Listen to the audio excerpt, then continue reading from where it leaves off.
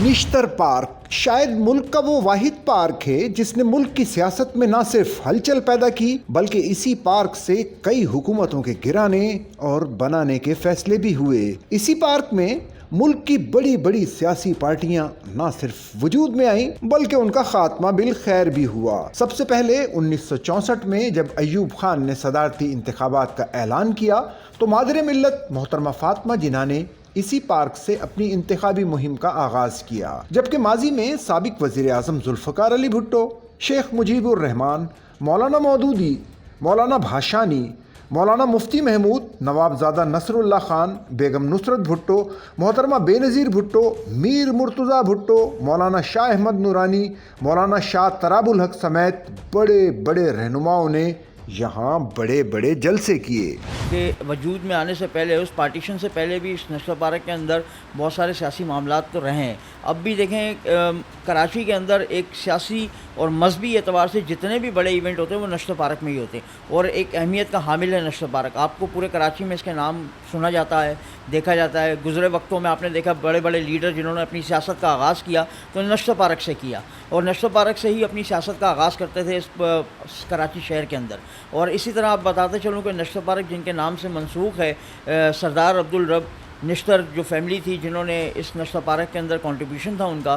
اور آپ دیکھ سکتے ہیں کہ اسی طرح آج کے اس دور کے اندر نشتر پارک کی جو کنڈیشن ہے سیاسی اور مذہبی اعتبار سے، تمام لوگ یہاں پہ اس کی نظر بھی رہتی ہے، اور معاملات اور جتنے بھی ایونٹ ہوتے ہیں، جتنے بھی سیاسی ایونٹ ہوتے ہیں وہ اب کم ہو چکے ہیں۔ اس کی وجہ یہ ہے کہ ارد گرد کے اندر جو رہائشی اپارٹمنٹس کا زیادہ بننا اور سیکیورٹی رکس ہونا، ان چیزوں کو لے کے سیاسی اعتبار سے تو اب نشتر پارک میں ایونٹ کم ہوتے ہیں۔ اس پارک کے اندر ملک کی سیاست کے حوالے سے اہم فیصلے بھی کیے گئے۔ اس کے علاوہ ذوالفقار علی بھٹو کی حکومت کے خلاف بننے والا قومی اتحاد، جسے 7 پارٹیوں کے اتحاد کے سبب 7 ستارے کہا جاتا تھا، نے بھی اس مقام سے تحریک کا آغاز کیا۔ علاقہ مکین کو اب بھی ماضی کی ساری باتیں یاد ہیں۔ اس پارک کے حوالے سے بہت سی جو ہے نا آپ کو بہت ہی خوبصورت جو ہے نا آج چیزیں دیکھنے کو ملے گی۔ کبھی آپ کو پولیٹیکل پارٹی کا جو جلسہ ملے گا، کبھی آپ کو مذہبی جماعتوں کے جلسے جلوس دیکھنے کو ملیں گے، کبھی شادی بیاہ کی تقریبات، کبھی بچوں کے کھیل کود کے سامان۔ یعنی یہ ہر لحاظ سے جو ہے یہ ایک تاریخی جو ہے مقام ہے جہاں ہر طرح کی جو ہے فیسلٹی کرنے کا انتظام موجود ہے، اور یہاں تقریباً بچے، بڑے، بزرگ، عورتیں بھاری تعداد میں جو ہے صبح شام جو ہے واکنگ کرتے ہوئے، سیر و تفریح کرتے ہوئے اور یہاں انٹرٹینمنٹ کرتے ہوئے آپ کو نظر آئیں گے۔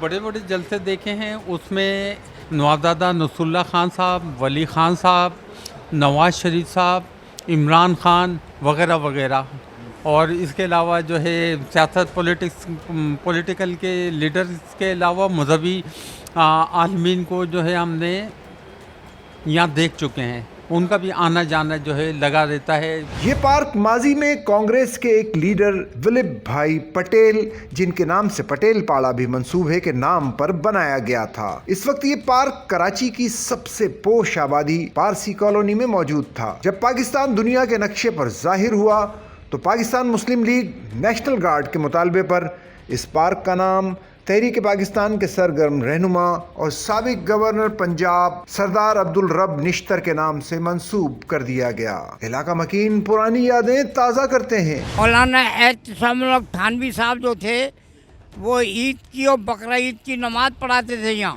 اور مولانا اقاڑوی صاحب کا جنازہ یہیں پڑھا گیا۔ اس پارک میں 60 اور 70 کی دہائی میں سیاسی جلسے ہوتے تھے، لیکن اب یہاں میلاد اور مجالس اعزاء منعقد ہوتی ہیں۔ نشتر پارک کراچی جو کہ انگریزوں کے دور میں قائم ہوا، وہاں چند پرانی پتھروں کی رہائش گاہیں اور اس کے کونے میں انگریز فوجیوں کے بیٹھنے کے لیے بنائی گئی جگہ کے علاوہ کچھ بھی نہیں، اور اب یہ صرف ایک میدان کا منظر پیش کرتا ہے۔ اس کے اطراف میں ماضی میں پارسیوں کے بنگلوں کی جگہ فلیٹوں نے لے لی ہیں، جبکہ سندھ کے قوم پرست لیڈر جی ایم سید کی رہائش گاہ حیدر منزل اب تک موجود ہے۔ ضرورت اس بات کی ہے کہ فوری طور پر کراچی کے اس ہائیڈ پارک کی تعمیر و ترقی کر کے اس تاریخی اثاثے کو یادگار بنایا جائے۔ سچل نیوز نیٹ ورک کی ویڈیوز میں خوش آمدید۔ ناظرین، ویڈیو سے متعلق اپنی قیمتی رائے کا اظہار کمنٹ باکس میں ضرور کریں اور چینل کو سبسکرائب کریں۔